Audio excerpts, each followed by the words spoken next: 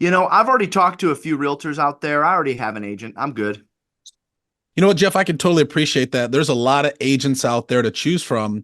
And so let me ask you this question. How did you happen to pick this agent? Well, I was just, clicking around on Zillow and, or, I don't know, some internet site I was on. I don't remember the name of it. And I got calls from agents, and this is an agent that reached out. Okay, that sounds great. There's obviously again a lot of agents that you can choose from out there. Jeff, are you a first-time home buyer or is this a second or third home that you're looking to purchase? This will be our second house. Second home. Okay, that's great. And let me ask you this question. Is there any reason why you didn't use the last agent that you purchased this home with? Just honestly, it didn't dawn on me that they could help me. I just was clicking around on Movoto, and I got agents started reaching out to me. Okay. And how did you happen to pick the last agent that you used to actually purchase the home that you're in? Oh gosh, I don't know. I think I met him in like an open house or something. Okay. It sounds like to me they didn't do a good enough job for you to remember to use them this time around. Would that be correct? Well, I mean, we weren't like not happy with them. I guess I just didn't think that it was going to move that fast. And so I really didn't think about going back to them. Well, the reason I ask you that question, Jeff, is because who you work with matters. Wouldn't you say that's a correct statement? Oh, yeah. And at the end of the day, I'm sure this next time around that you purchase a home, you'd want to work with an agent that creates a memorable experience and actually gets the job done for you in such a way that you never have to go look for another agent. Correct? That would be ideal. Yeah. And so again, there's a lot of agents that you can choose from out there, Jeff. My team and I specialize in working with buyers like yourself.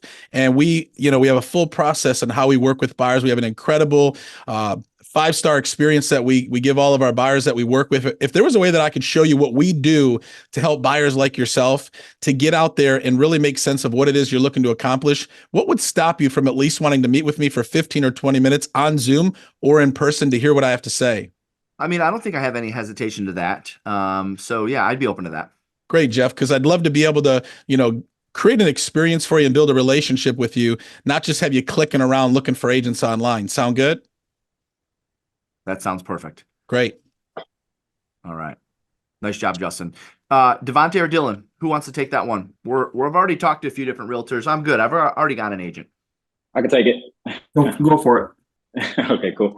I can certainly appreciate that. And most consumers like yourself already do have an agent. I mean, for God's sake, even my sister's a licensed realtor, so it makes for some awkward conversations. And I'm curious, Jeff, if there's a way I can get you access to properties before they even hit the market, I mean, would that even be something you'd be interested in? How do you do that? Right, absolutely. And I'm glad you asked the question. It only takes me 10 to 15 minutes to show you. Would you have some time to meet on Zoom or either in person on Friday at 5 or tomorrow at 3? Okay. Well, yeah, no, let's talk because I need to find out about listings before they come on the market. That's going to give me an unfair advantage. Right, absolutely it will. And definitely one that's highly competitive market. So let's get together, talk tomorrow at 3 o'clock. So I saw some things in the chat, and yes, it would be wise to add at some point, whether it's at the beginning, the middle, the end, somewhere in your dialogue. I'm assuming we're talking because you don't have a contract with an agent. Is that right? So it's somewhere in there, right? I saw some of that in the chat. Yeah, I'm assuming we're talking because you don't have a contract with an agent. Is that right? Real simple way to get that one liner out there. I'm assuming we're talking today because you don't have a contract with an agent. Is that right?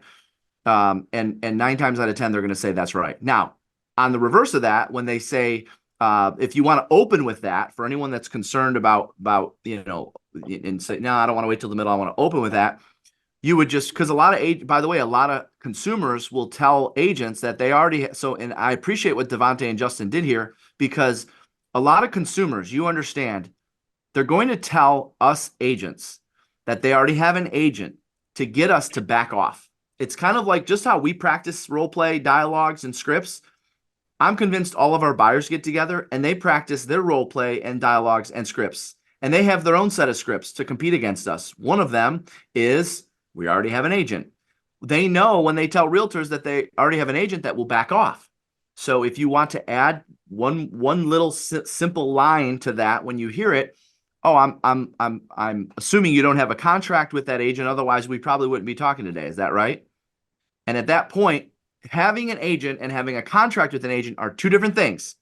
Everyone's got an agent, right? You can even add another dialogue that says almost everyone does by the time they reach out to us.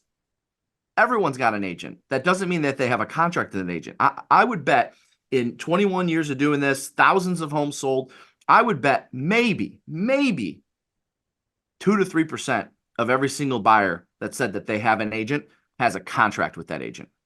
And I don't even care if they wrote an offer. Also, don't mistake writing an offer as having a contract, because you understand a lot of agents will write an offer for a buyer and the contract is just exclusive to that one offer on that one house. So even if they go a step further and say, yes, we've written an offer with an agent, that doesn't mean that they have a buyer's contract with an agent. They might have had a buyer's contract on that one house, but once that deal doesn't get accepted or their offer gets rejected, there's no contract in a lot of cases. All right. So thanks for throwing a few of those in the chat. I wanted to address those. And Dylan, anything that you would add to this one? Yeah, so the way that I frame this is essentially, when they give you the objection, we already have an agent in mind. What I would say is, perfect. It sounds like you're already in the process of interviewing agents, and it wouldn't hurt to get a second opinion before being tied up in another multi-month contract, would it? It would not. It would not. Love that. Yep, that's a good way. Can you repeat that again, Dylan? Yeah, so perfect. It sounds like you're already in the process of interviewing agents for the job of selling your home, and it wouldn't hurt to get a second opinion before being tied up in another multi-month contract, would it? Yeah. Yes. Now that's on the sell side. So for those of you that are taking notes on that, that's on the sell side. On the buy side, again, Dylan, you triggered a thought of mine on the buy side, and that would be when they say, no, we already have an agent. Oh, almost everyone does by the time we end up talking. We find that most buyers work with 2 or 3 agents before they finally select the agent to help them find their dream home. And I'm curious, do you have a contract with that agent? Right. And then that's where you can get that in.